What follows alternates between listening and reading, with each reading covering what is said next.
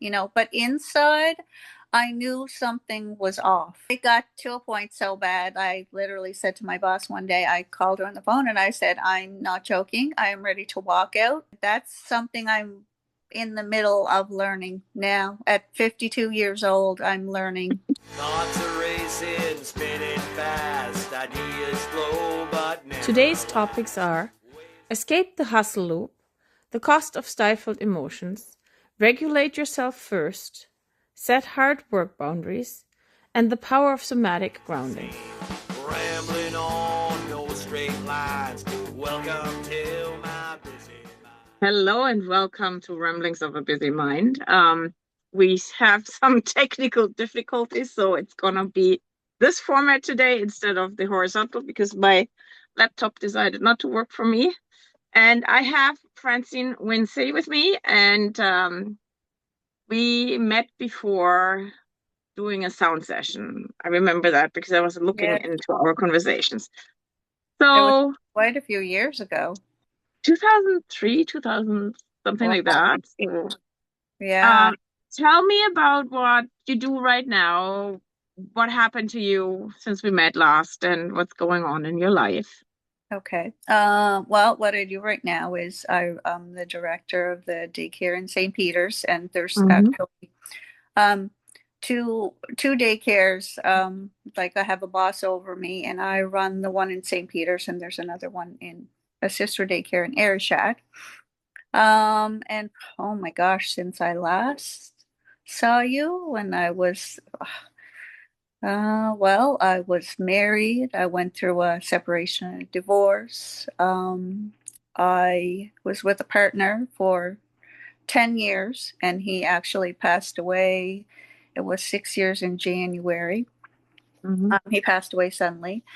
And actually, almost around the same time, I took over the director position at the daycare in St. Peter. So I went from being a teacher on the floor to running the daycare and all that entails. So you're a little bit on the floor with the children, you're in the kitchen cooking, and you're doing office stuff. So it's a little bit of everything. So I've been doing that for the last 6.5 years now. So, and Mm-hmm. also I kind of added that in there in our questions, like you had some questions for me, and I kind of added that in there, kind of almost like last minute. I kind of was forgetting. I took my Reiki, my 1 and 2 level Reiki, a few years back with Adele Butcher. Mm-hmm.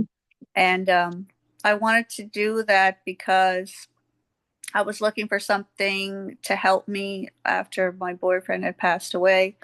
And I went to get Reiki session from her, and I found it so helpful. So I was like, wow, I would love to share this with other people, like how much it's helped me. And that's actually one of the things I guess I would say I am passionate about is I want to help others. Like I see how I've been helped through things, and I would like to share that knowledge with other people, because everybody's going through it out there and everybody needs like connection. Um, so I did that a little bit out of my home actually, Mm-hmm. for a little bit, for a little while, did Reiki sessions out of my home.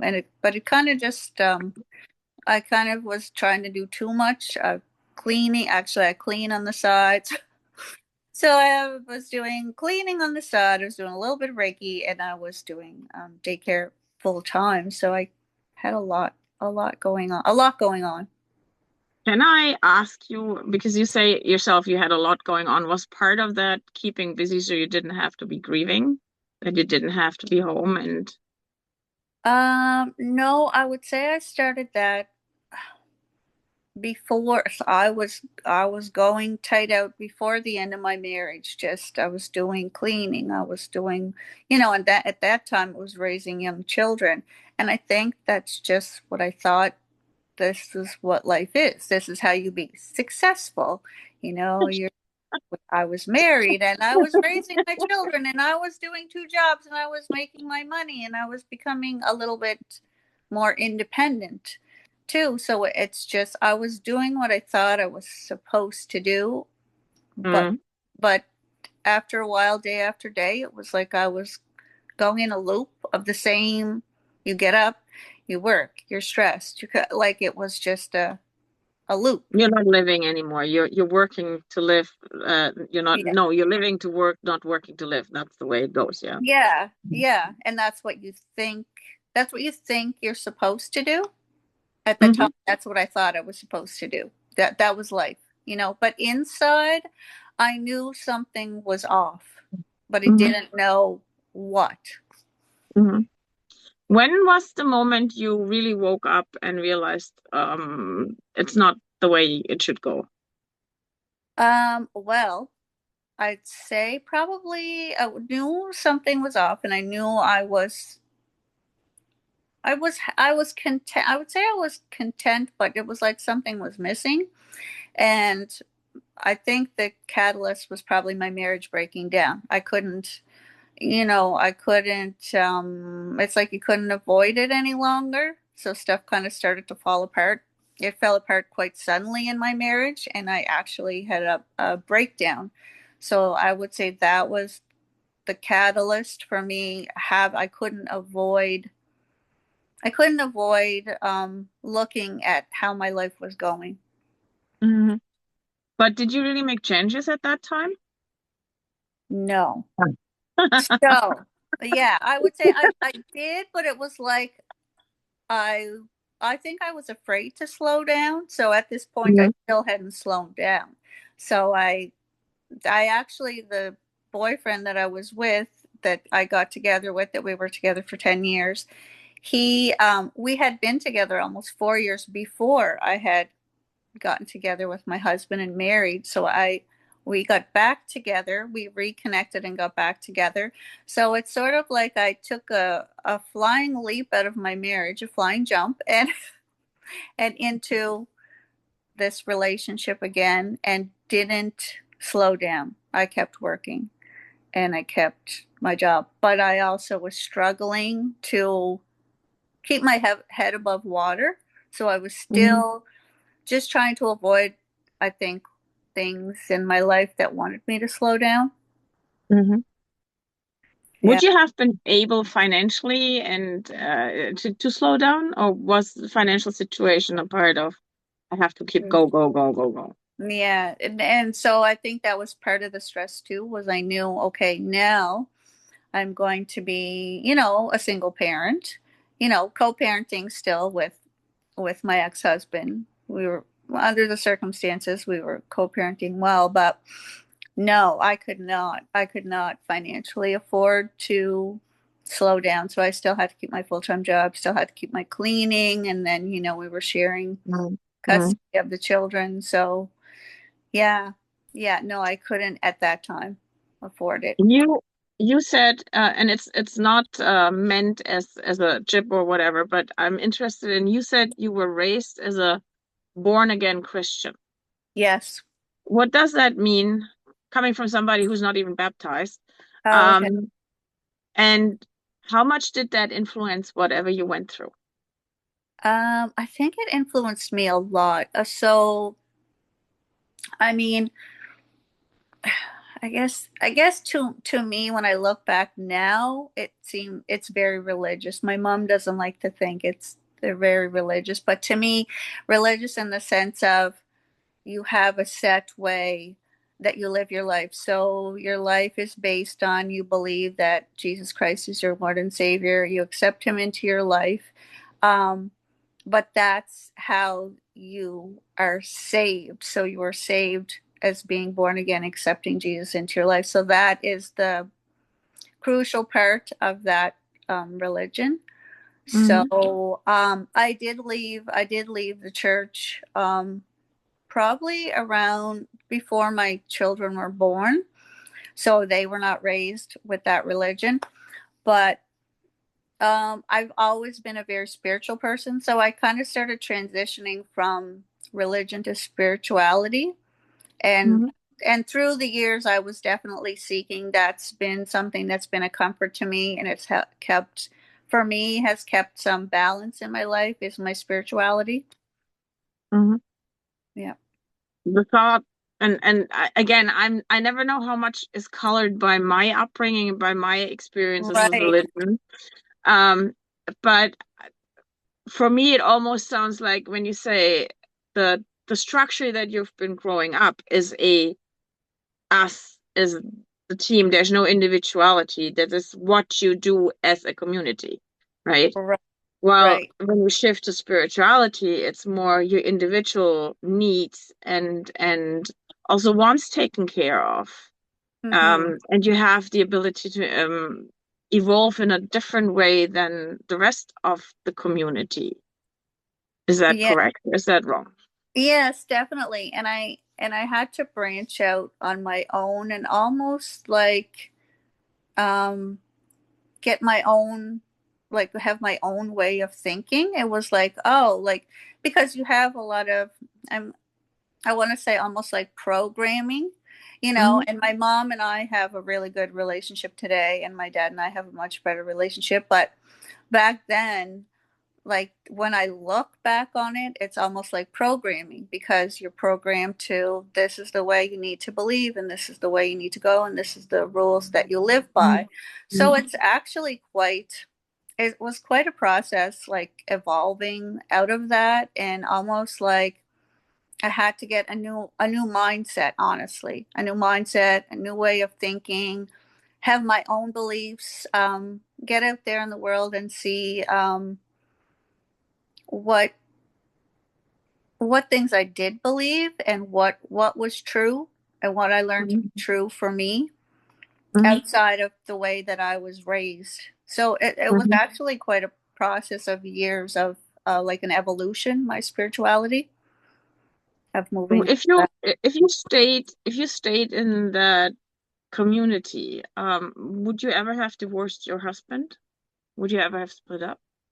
That I think that was one of the biggest struggles. Like even though I was growing and learning still when I was married to him, that was one of the big struggles that I learned, that I had to be okay with that.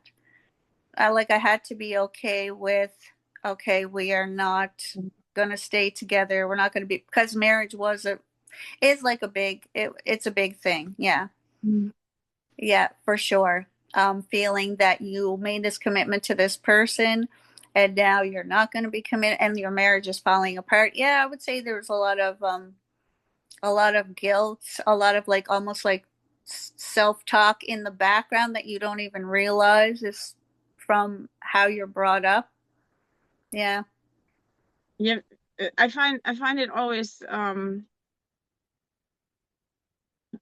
I don't want to say interesting again because I use that word so much, but I find But so many it things is, interesting. if Uh, people approach it with an interest, like yeah, it to is, see it to is. see the way that we have been brought up and how much that influences how we make decisions and Yes. and how much we struggle. And a lot of times, I'm not saying that our parents bring us up wrong, but we have been brought up so much with social boundaries and limitations that it's hard to put ourselves first and Oh my to make gosh. Yeah. ourselves a priority, which Yeah. is, in my opinion, kind of a twofold, a double sword.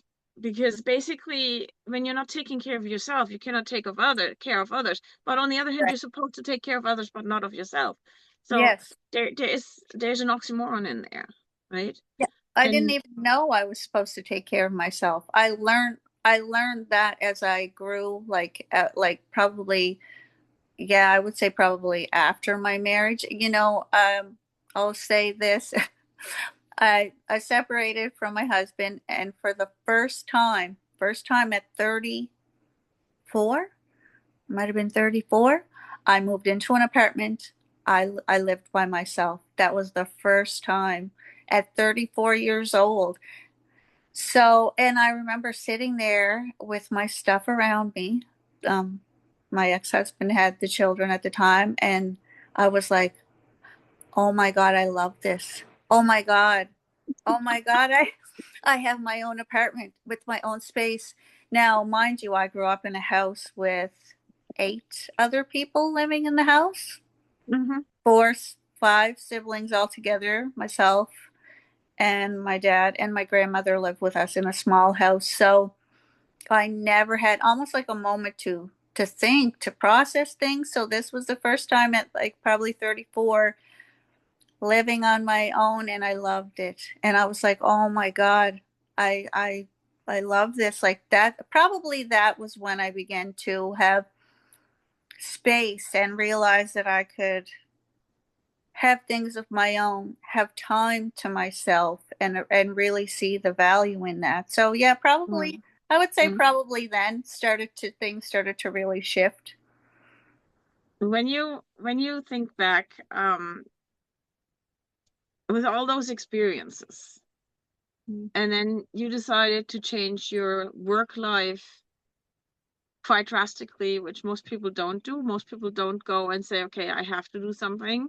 They either Mm, quit their job, they don't do what you. I find that really cool that you were able to do that, that you went on part-time, or yes, I didn't even that's, know you could.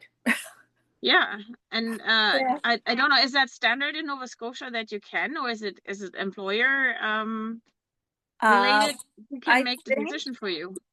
I think my doctor. It was in talking to my doctor, and well, first of all, I had started taking Fridays. Like we had summer vacation, and I had been there enough years. It's so 20 plus years I've been working for this daycare, and I started taking Fridays off, and I was like, oh my gosh, that's helpful to take Fridays off. And then I think it was a year, so a year in January passed. The daycare is a hectic environment. It's a very, I would say, high stress environment. There's a lot of demands. There's a lot of little personalities looking to you, and you have to. They always talk about co-regulation, and I think it's funny now. So we need to co-regulate with the children. And then I said to um, our consultant one day, I said, okay, but like we need to regulate. What if we're struggling to regulate ourselves? How can Mhm. we help these little children co-regulate when we ourselves are needing to regulate? So we need to regulate ourselves, firstly. And in such a high stress environment, it's hard to do that. They're expecting us to co-regulate, but yet we are struggling to regulate ourselves. Yeah. So I I I just- did I no, no, go ahead. Go ahead. Sorry, I just have to take a quick stop here and say, if you have liked our content so far, if you like our conversation, and if that is not for you, it's for the listeners. If you like listening to us and listening to the podcast, why not like and share and pass it on to others that might be benefiting from that, because it's always good to hear different stories, so you know that your stories is not an unique one. Usually there is other similar stories that can teach you and show you a way out of where you're at. So please like and share and spread the word. Hmm. Sorry for interrupting you, but No, no. Okay. just one thing. It's so interesting that you said that, because I used to be part of the Choose Love movement in the States for a year, and that came out of the Sandy Hook shooting. One of the parents created a movement for students to learn, for social emotional learning, and it was because she realized her younger son got shot, Jesse Lewis, and her older son um, was also on the spectrum, and would have been if he hadn't had the social emotional learning aspect in his life, and it would have been not like fostered in that, he would have had the potential to end up like the shooter, which was also a Wow. kid. So Yeah. she created Choose Love movement, and being part of that, we realized very fast, coming from the bioenergetic wellness world, where we are teaching people to take self-responsibility and starting to take care of yourself in small ways. We realized fast that we needed something for the educators, and that's why my business partner and other colleagues of us created self Self-Care for Educators, which is a book that we actually published. And it has small tools that help you to regulate as an educator, but it also helps you to see these signs in your students when they're escalating. Because I find that's often not so much me working with students, but if I'm out in public and I see somebody escalating, you have the signs there in the beginning, and that's quite a few of them are physical. Their posture, their facial, the vibration they give off. And if you pay attention to that, you can actually start de-escalating them way earlier. Then it just goes into blow up, and then you have to deal with the Yes. aftermath, right? But Yeah. that also means that you have to be regulated in a state of mind Right. that you can pay attention, be present, and be out there, right? Yes. Yeah. Yeah. So Sure. interesting for you to bring that up because most educators don't say that. Most But educators say we have to regulate the kids, we have to regulate the students, but never we have to regulate first yeah, and and that's one of the foremost. frustrating parts, and that's one of the re I mean, that's part of the reason I think like the stress in my environment. Part of it was I think feeling not heard and feeling like I couldn't say the issues that I was having with work because I was having some issues with work and how Hmm. things run. And then, and I mean, sometimes you're just told this is the way it is. This is the Hmm. environment you're working in, and it's almost like you feel, well, I guess I just gotta you pretend, you put on a mask and you Hmm. pretend that everything's fine and you struggle through it, but after a while the struggling through was not was not cutting it for me, and I was like, okay, this is craziness, like something has to change. And I mean, in my environment I pushed for another special needs teacher. We were told, No funding. there's no more funding, no more funding, no funding, no funding, no funding. It's the same, the same thing. And but it got to a point so bad. I literally said to my boss one day, I called her on the phone and I said, I'm not joking. I am ready to walk out. I need at least another a special needs teacher for this child. This child is not able to cope in the classroom. Like we can't keep doing this. And I said, I'm not joking. And she knew why it had to be pretty bad for me to say to get to that point, but it got to that point about a year and a half ago. It was a year in January. I called her on the phone and I'm like, I can't do it anymore. Like Hmm. I'm stressed, that the staff is stressed too, and that not just the one child was having difficulty, but this was just so bad to the point that Hmm. that was Hmm. like my breaking point for that. And Hmm. slowly after that, I started to take more time, speak up. I think that's something else that I learned is important. Speak your Hmm. truth. And Hmm. I think until I started doing it, it was like I was just closed off. I couldn't. And that day kind of helped. That was like another catalyst to push me, Hmm. help me to start speaking my truth and saying, like, this is not okay. Even if other people are telling you, well, that's just the way it is, or this is fine. It's like, no, it's not fine. So I've started speaking up more, um, and saying stuff like that, like even when I don't think I think they don't want to hear that the system that is in place is not working. And so that's why people don't bring it up, because it makes them say, oh, wow, if we actually agree that this system is not working the way it is, then change has to happen. And that's a big thing. Looking back at my past, it took me probably too long to realize that I had to change and not expect others to change. Hmm. And to realize that I also had to change my language because the way that I expressed myself and my needs was not heard. But it was not heard Yes. because it could not be heard. It was not heard because I didn't voice it the right way. And And I it could didn't be feel like when you don't feel that your worth it. opinion matter. Yeah. Yeah. That's something I'm in the middle of learning now. At 52 years old, I'm learning that my opinion matters. Yeah.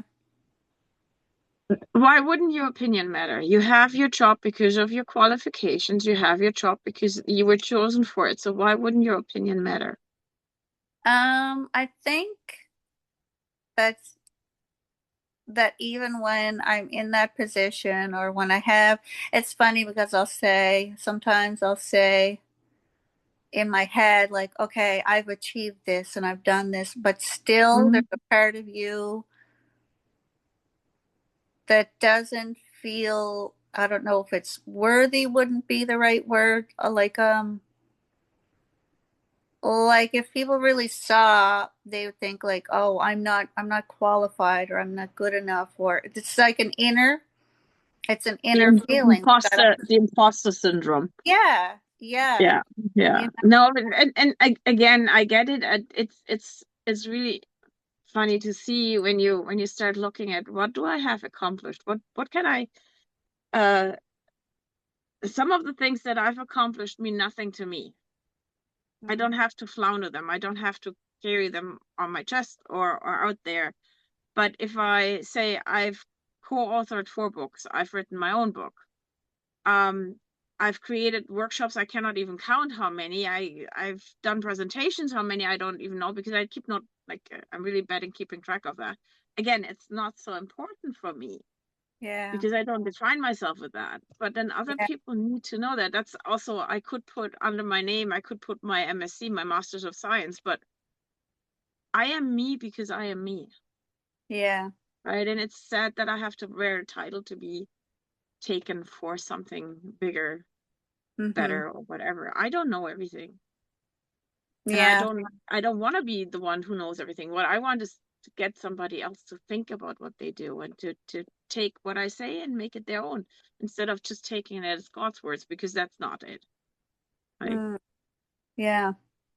Yeah, it's definitely a process. Like I said, well, I mean, I guess we probably all are and still in that process, but that's something I'm learning more and more, just the value of just existing, you I know? think that the biggest thing for me was the realization is that I have to be confident in myself. I have to be satisfied with myself.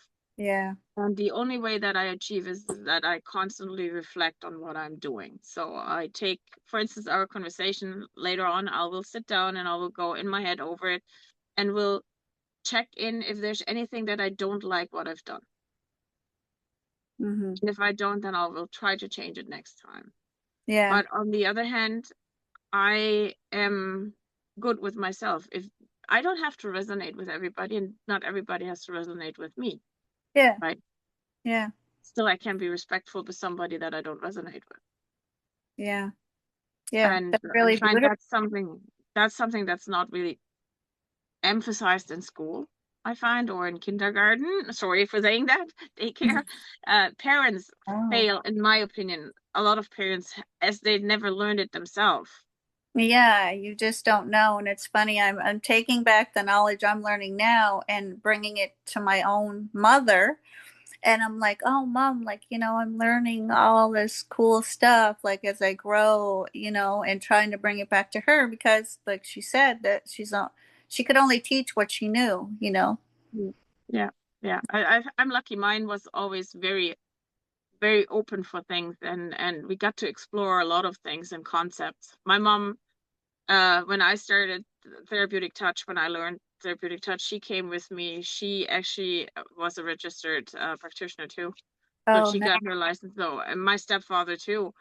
They haven't been practicing in years, but they both were parts of 2 different practice groups and they supported everything that I do in their way. Is it always the way that they would do it? No. Do we sometimes Yeah. argue about it? Yes. But in Yeah. the end, the knowledge of, okay, here's something that we do different, and then talk about why, and then Yeah. find a common way is really cool to see. And I think that's the way that kids should be brought up, that even you have that little person that doesn't have all the vast experience that we have. It has Mm, value. It brings values to the table. So yeah. talk about it like it has value and teach it to value itself and then stand up for what they think and then have a conversation about it. not a fight, Yeah. who's stronger and yelling, but Yeah. have a conversation about things that can be discussed, and then that way they form their own. You prepare them for life better than anything else because they know how to articulate their own boundaries. They know how to articulate what they need, and they to learn how to defend what they think is right or wrong, and can at the same time also be convinced if something is different, right? The learning curve is bigger when we start conversations instead of top down. Yes. Yeah. Yeah, definitely. Yeah. So So I feel like I'm navigating.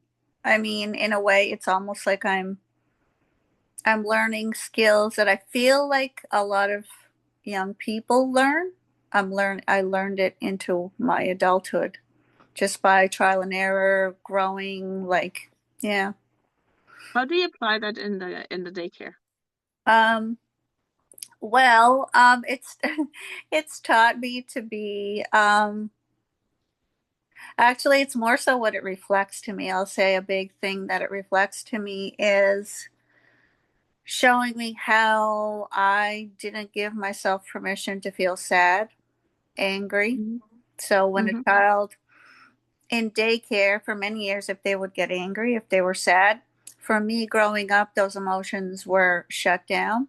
So and you know, it's funny how it all connects to stress and burnout because when you stifle that in yourself, you know, you don't allow, it's like you don't allow yourself permission or give yourself permission to feel the things that you need to feel. So to me it does contribute to stress and burnout.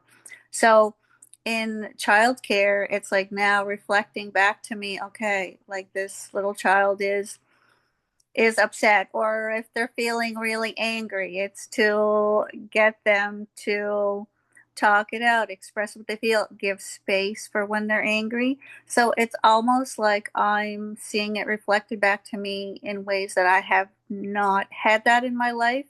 So now I have to do that for myself.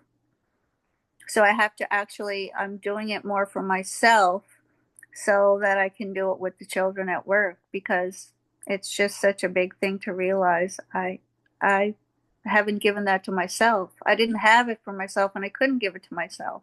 Mm. So sometimes I feel guilty about that because I'm like, okay, I see the ways in which I couldn't hold space um for when they're feeling angry or when they're feeling sad. You know what I mean? Like, yeah, yeah, it's like I'm seeing in the past where I haven't been able to do that very well. Yeah. Do you talk with your colleagues about that? Do you bring what you learned for yourself? Do you bring that into the team? Do you try to show it to others in a way that they can understand, or is it more for you at the moment? Yeah, it's more for me at the moment. It's still me almost like integrating everything that I'm learning. So maybe at one point that will be how it like it evolves Mm-hmm. because I would like to connect more with people like I'm doing with you. It's great. Mm-hmm. As soon as you put up the thing, I was like, I could do that. I could like I could talk about that. But yeah, at the moment, it's still me integrating everything that I'm learning. Like it almost feels like I'm growing over time. But like what we just talked about, even that realization for me, realizing, oh wow, like I have to give my own self permission to feel angry, my own self permission to feel sad, and it's really reflecting back in the environment with the children at work, how Mm-hmm. that's what they need. And of course, why wouldn't they need it? But at the same time, when you're not raised with that, it's quite a process to really realize and become aware, oh, I'm not even doing that in myself. Mm-hmm. Do you do any grounding or centering exercises for you when you're at work? Not when I'm at work. Why Um, not? I would say probably the pace. So in the morning, I come in, get stuff ready. Children come in, staff comes in slowly. Like we all have our shifts. I usually open the daycare. Then as soon as the staff's in, I go in the kitchen. I start preparing snack, lunch. Um, After that, I relieve staff for lunches. Then I do help them with nap time. Then I get my hour and a half in the office, and then my day is done. So my regulation, as soon as I leave the daycare, I'm like, I need to decompress. What is the grounding exercise that you use? When I come home, when I'm done, um, honestly, my grounding exercise, I come home and I'll watch tarot videos on YouTube. That will calm me down. That might not be for everybody, but for me, that's something that I love and that I do. I meditate. I've started doing ecstatic dance, which I find is very, very helpful. So you just put on Mm-hmm. music and you move your body, and it really gets you into your body. That's something that I'm learning more of. Mm-hmm. Um, Now is just being in your body. A walk in the park. Some days I will do that, especially like on a beautiful day like today. Go for a walk in the park. Just walk up through the trails. That I find that very grounding and calming. My plants. I love my plants. My flowers outdoors. Just even weeding, like weeding my garden, I find is very, very grounding and calming. I Because you get got your hands in the dirt. Yeah, that's Yeah. the literal meaning of grounding, getting Mhm. connected to earth. I was wondering, why would you ever try the ecstatic dance with the kids? Yeah, I thought about that. Yeah, I have thought about that, and I have ear pods at work, and I'll if I'm cooking and making their meals in the kitchen, and they a lot of times come in and out. They'll come in and out depending on how busy it is. And I sometimes I'll take out my ear pod and I'll put the music in, and it's funny. They'll like look up at me and they're like listening to the music. They just think it's the coolest thing. But yeah, that might be something that I'd like to start trying. Yeah. So I find that's that like working with sound, you don't need words, so you can work easily, and especially for the regulation, if you shake it off, Mm, it's one of the best things that you can do for grounding. Just shake everything off. So you yeah. maybe even just during the day once in a while, so you get a little bit more of calm and peace. And I don't know, maybe it Yeah, was worth trying. I probably did that for the first time. I literally got up one morning, I think it was December past, and the words ecstatic dance kept coming over and over in my mind, and I'm like, ecstatic dance, like I've heard of that. I had to actually Google it and YouTube it because I didn't know what it was. And so since then, periodically, I've been doing it. So it hasn't really Mm-hmm. been that long since I've been doing it, but Mm-hmm. I love it. Yeah. Awesome. You Mhm. have mentioned a book, Broken Open, Open Broken. Yes, Tell me Broken about that. Open. The title is interesting. Yeah, Broken Open by Elizabeth Lesser. I read that actually when my marriage fell apart. I Mm-hmm. have actually got the book probably. I think it was literally the same week I got the Mm-hmm. book that my marriage fell apart, and it's about this woman, same scenario. Her marriage is falling apart. She's having almost like a crisis in life. She's having a breakdown. She's trying to figure out what to do, what path to take. So it was a really, really good book about her saying how sometimes you have to be broken open to and then to rebuild and to Mm-hmm. really come into yourself and to know yourself and who you are. It took that crisis in her life for her to really um, get to know who she really was, what she really wanted in life, and her journey through that. Unfortunately, for most of us, it is the way that you have to run against the wall to wake up. Yeah.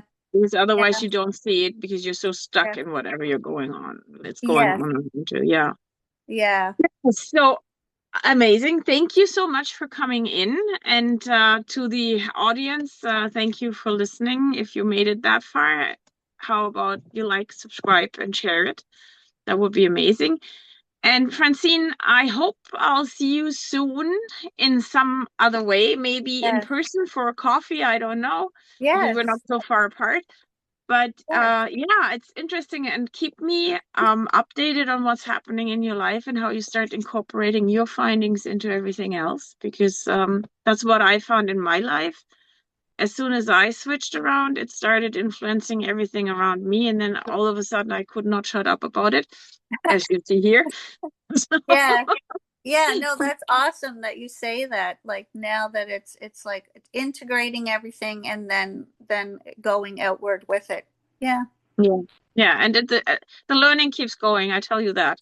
It's never stopping, but it's the interesting part. It's not getting there. It's the journey there. That's the Right. fun part. Yeah. Yeah. So Yeah. thank you so much for coming, and I'll see you soon. Thank you, Natasha. Thoughts are racing, spinning fast. Ideas flow, but never last. Waves of wonder, thoughts untamed. Nothing ever stays the same. Rambling on, no straight lines. Welcome to my busy mind. Ideas fade, all the shine. Oh, welcome to my busy